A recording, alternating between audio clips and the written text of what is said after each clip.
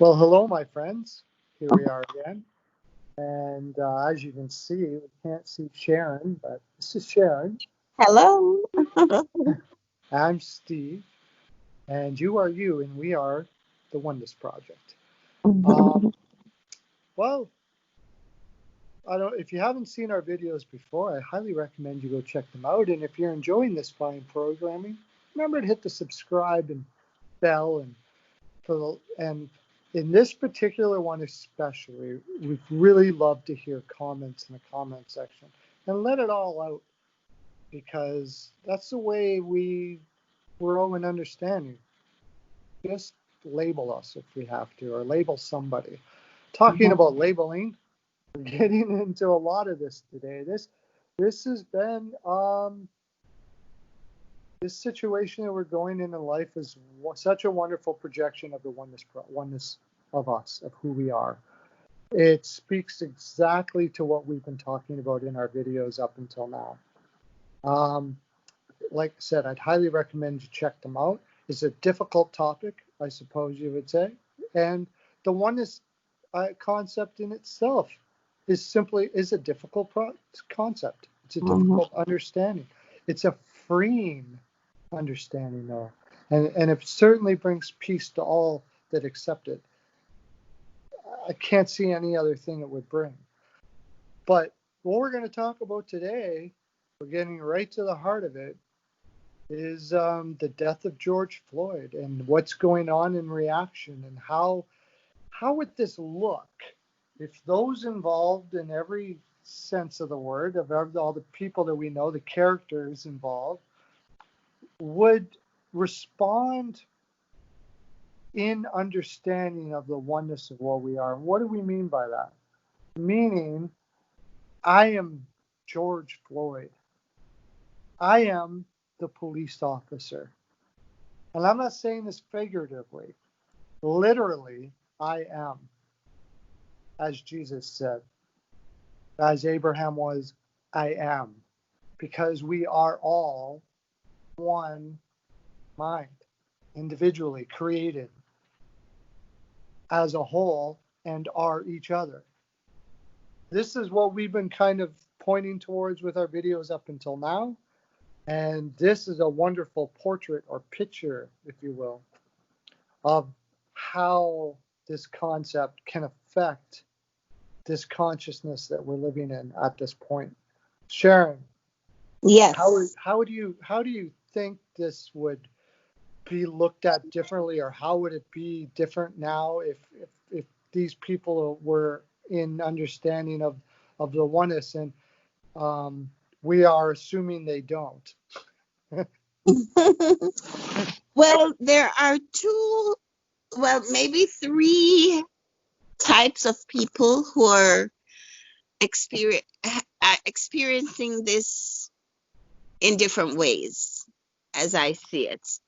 There is some people who don't want to have any peace concerning it. They want to feel the rage and express the rage.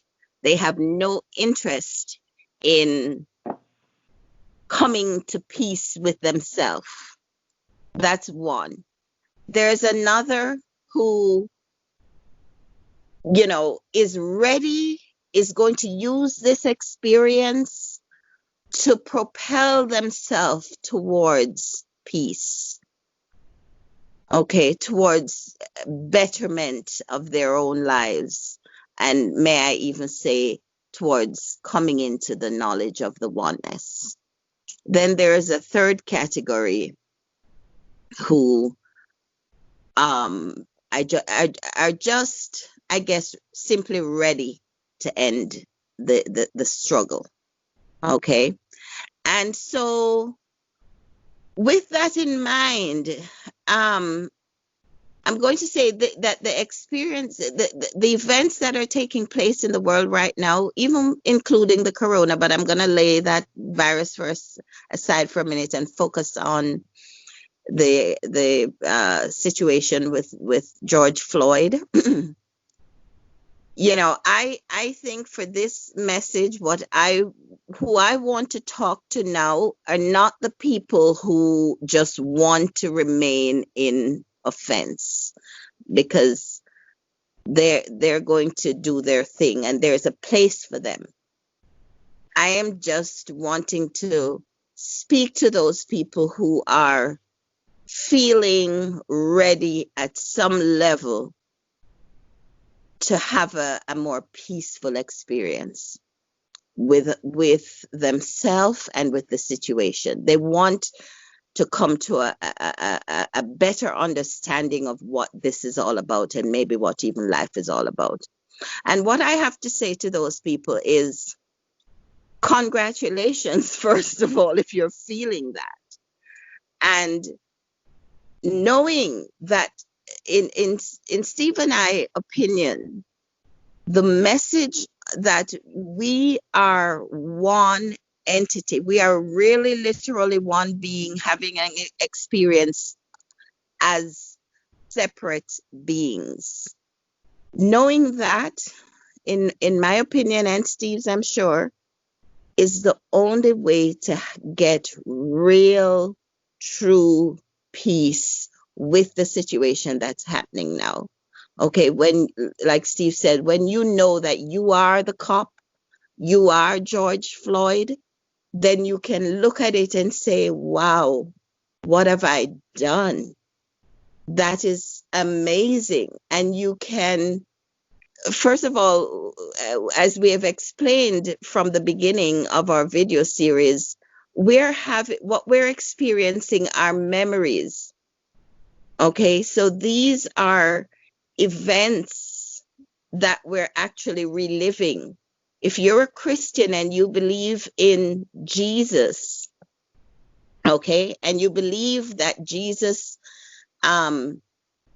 knows all your sorrows and your pain, then certainly you should believe that he also knows and understands the sorrow and the pain of George Floyd and of the cop.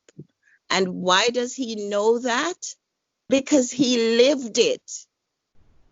He had to. That's the only way you can have this faith in Jesus, is if you know for sure that he understands you 100%. And he does, because he is George Floyd. He is the cop. He is you, and he is me.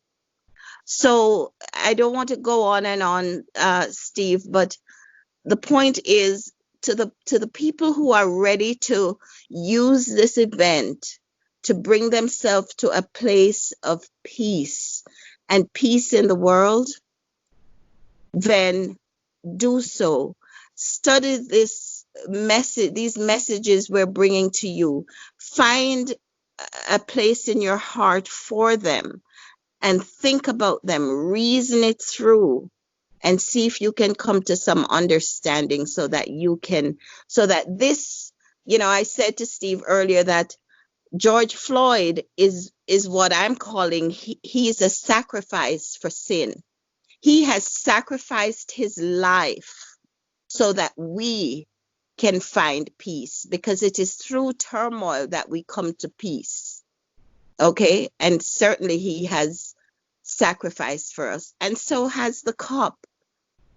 Okay, they are sacrifices for our peace. In other words, they're opening the door for us to find peace. So enter through that door and don't let George's sacrifice go in vain. That's what I have to say. Yeah. Again, we both come from the Christian background, and I mean, Jesus, you see the struggle. It's like, and if we're feeling like down on ourselves because we go through the struggle, Christ's mind, or as we picture it in our mind as Jesus, struggled with it too. He flipped over tables. He called those that were eventually going to kill them broods and vipers. He went to the protest himself. And what happens? Did Jesus feel offense? Absolutely no doubt about it. Absolutely no doubt about it. But there was a point in his life, which is our life, where we come to this realization and it came in a very difficult way. I love it. George Floyd was choked on the ground on cement by his nemesis. And Jesus was tortured on a cross, spit on, all of whatever you may want to say, by his nemesis. And he came to this realization: forgive them, Lord, and they know not what they do. Perfect. Yeah. Wonder if there was a moment when, before James went off into whatever realm he's gone on to. I'm sure now, James, if he's looking. You mean George Floyd? Or George Floyd, yeah. George Floyd now looks at it and goes, "Oh my gosh," you know. But I see it when I see the mayor of Florida instructing his police officers, as the protesters come towards them, to kneel down on one knee without offense, to remove the offense, at least in the action. I don't know if it's in their hearts. And when the protesters got there was no anger. What were they to do? What are we going to do when we say, forgive them, Lord, they know not what they do? How are they going to react? Are we going to be slaughtered? Maybe.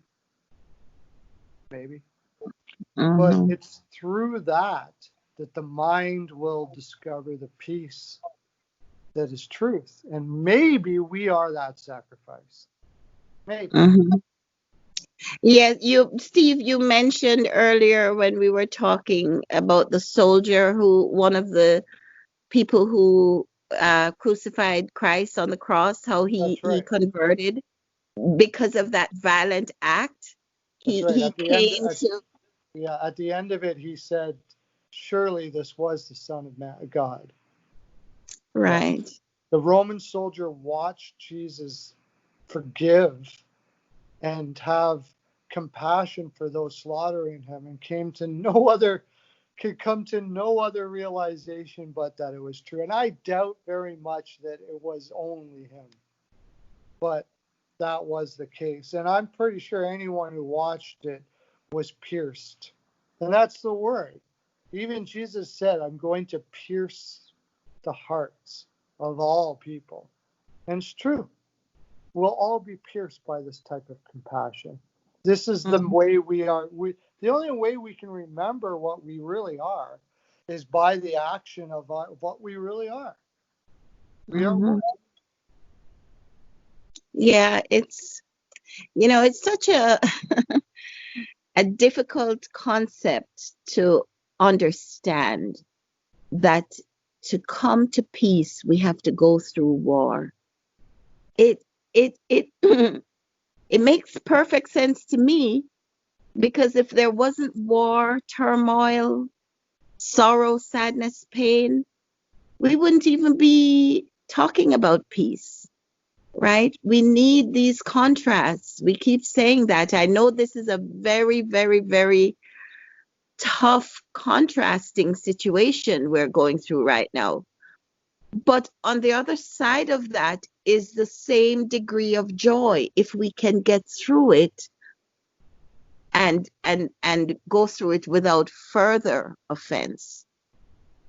To the degree that this is such a horrific thing that is happening, to the same degree is joy and peace waiting on the other side of it for those who are ready. We need these contrasts. But, again, I'm not speaking to those who want to stay in offense, Steve, because there will be some people who just, I think that's what the scripture talks about, the sin against the Holy Ghost. That's the only sin that can't be forgiven, is the one that people who don't want that peace. And there are some who just don't want it right now. They want to stay in offense. And I get that. Okay. Yeah. And in fact, I more than get that. There is a role for them. Again, we're just having the re-experiencing events that already happened. So they have a role. But to those who are ready, the door is open now. George Floyd opened that door for you to walk through. The torment of that offense will burn away all offense itself. There's no wrong way to come to peace. There are more challenging ways to come to peace, though.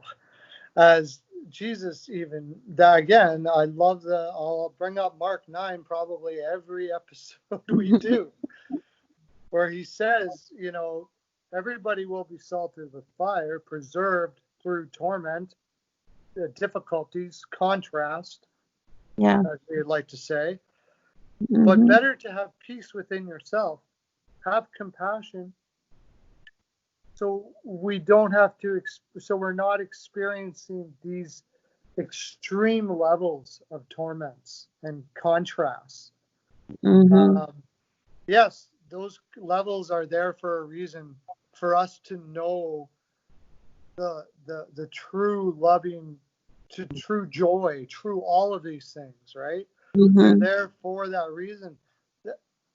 Somehow in our individual consciousness, and maybe I'll never personally understand this, I'm able to say, I don't know. There's some level of our personal consciousness the mind is created in us that allows us to not have to go through such torment.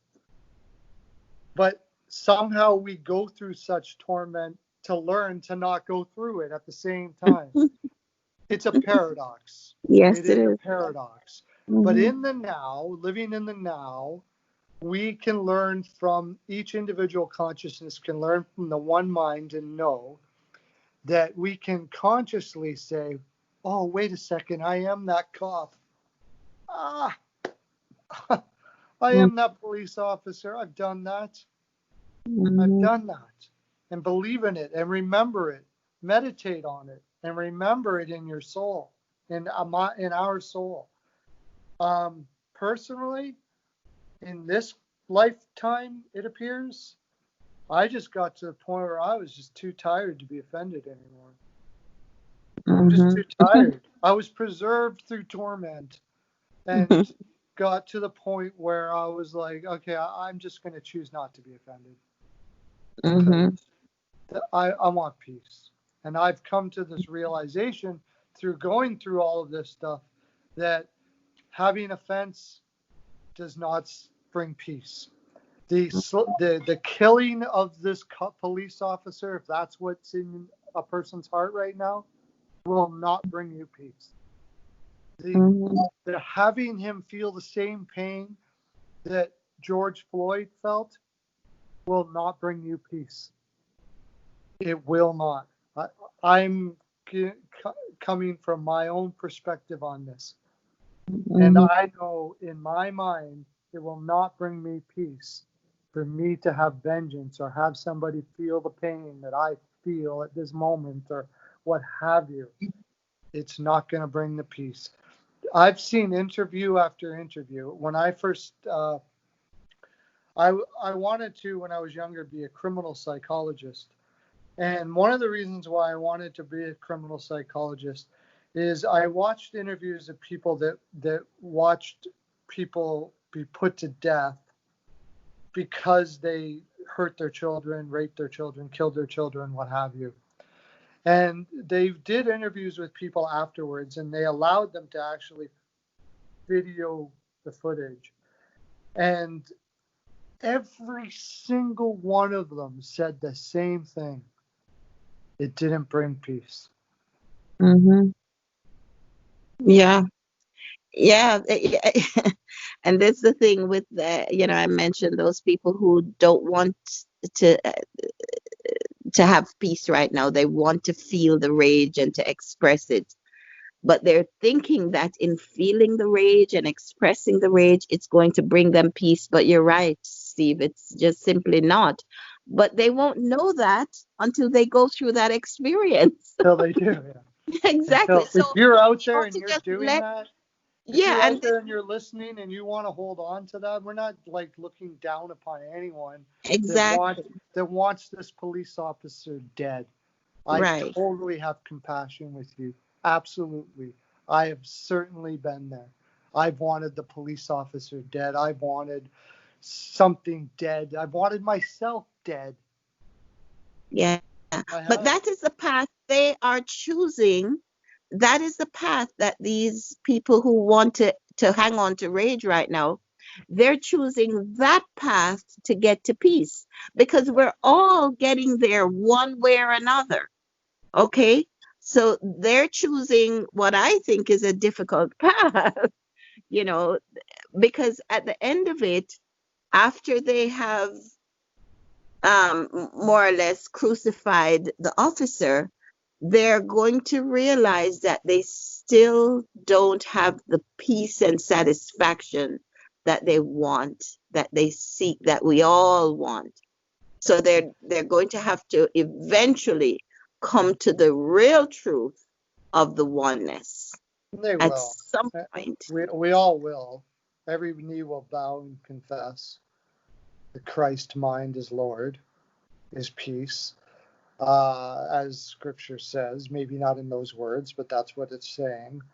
Um, but I mean, I learned through the sacrifice of those people who had dealt with the pain of their children and wanted this person to die and thought it was going to bring them peace and found out afterwards. Yeah. That was the mind teaching me, right?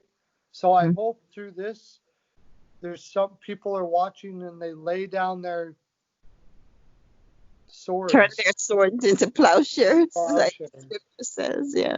Yeah, we see the like I said, that in Florida there where the officers went down to one knee, and the people came to see them, and protesters came probably in anger, but they couldn't be angry.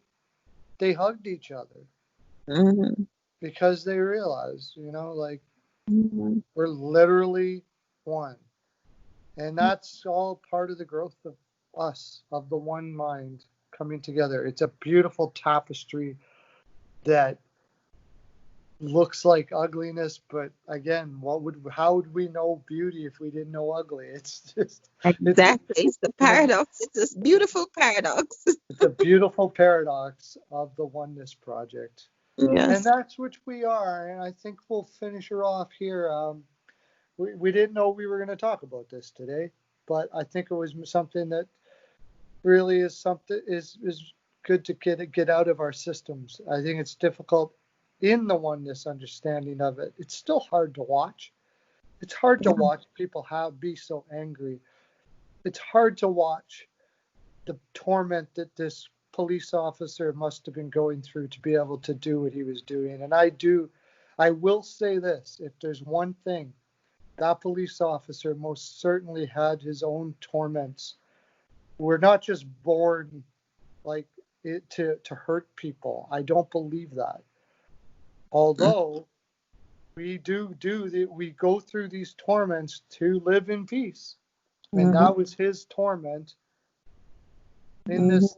We've been there. We've been there. That's really what it comes down to. When we all realize that we're all one and we've all been in every situation that there is to be in, and we all are it, there will be peace. And then we'll get bored and we'll do it again. Probably. That's where it seems. Yeah, that's what it seems. I mean, if God is eternal, right? Then this is just one continual game, you might want to say. It goes on for eternity. So Yeah. enjoy the ride. Enjoy the ride. All Subscribe, right. hit the bell, let us know what you think, especially on this one. We'd really love to hear from you. I hope to hear from you down there in the comment section. Have a great one out there. Be in Okay. peace. Lots of love Bye. to you. Bye bye.